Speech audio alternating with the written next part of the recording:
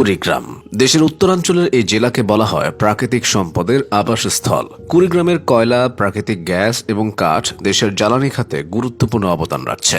এই জেলার হাড়িভাঙা আম, কাঁঠাল, শীতল ভর্তা ও আখ সারা দেশ জুড়ে বিখ্যাত। ইতিহাস ঐতিহ্যের পাশাপাশি উত্তরবঙ্গের এই জনপদের রয়েছে নিজস্ব স্বকীয়তা। ব্রিটিশ বিরোধী আন্দোলন, ভারত ছাড় আন্দোলন ও স্বাধীনতা সংগ্রামের সময় কুড়িগ্রাম ছিল অন্যতম ঘাঁটি। লড়াই সংগ্রামের সে অধ্যায় পেরিয়ে কুড়িগ্রাম এখন স্বাধীন বাংলাদেশের অন্যতম গুরুত্বপূর্ণ একটি জেলা। কুড়িগ্রামে জন্ম হয়েছে অনেক দেশ বরেণ্য ব্যক্তিবর্গের।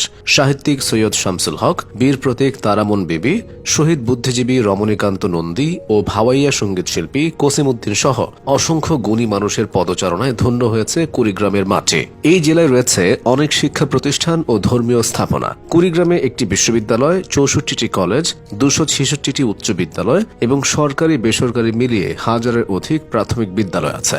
ইসলামী শিক্ষায় এই জেলার মাদ্রাসাগুলোর ব্যাপক সুনাম রয়েছে। কুড়িগ্রামে আছে 238টি মাদ্রাসা ও 4334টি মসজিদ।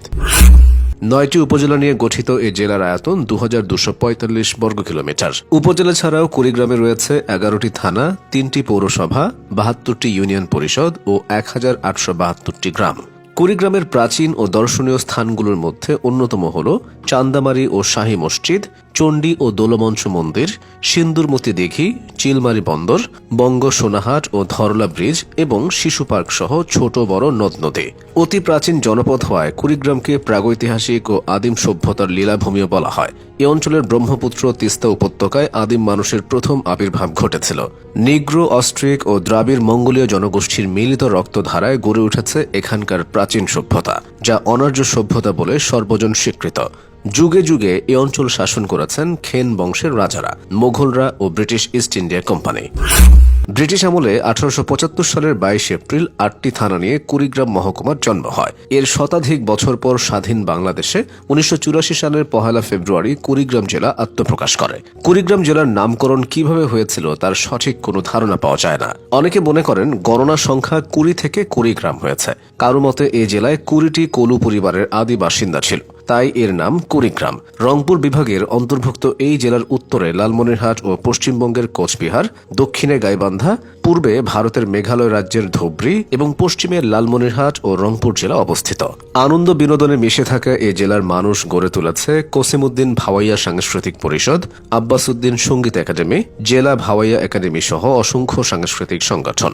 খেলাধুলায় ঐতিহ্যবাহী এ জনপদ হাডুডু, দাঁড়িয়াবান্ধা, ছি সাত্তা, গোল্লাছুট, নৌকাবাইজ, গুড্ডি ও লাঠি খেলার পাশাপাশি football, volleyball, cricket, badminton, handball ও দৌড়ঝাঁপ সাঁতারের ঐতিহ্য এখনও অক্ষুণ্ণ রেখেছে।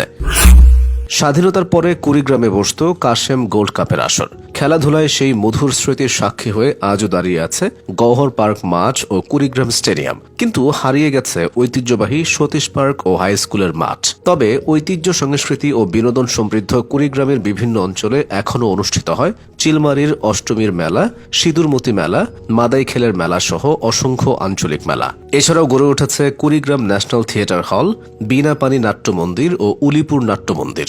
সমৃদ্ধ ইতিহাসের পাশাপাশি সাংস্কৃতিক গৌরব নিয়ে কুড়িগ্রাম একটি আদর্শ জেলা।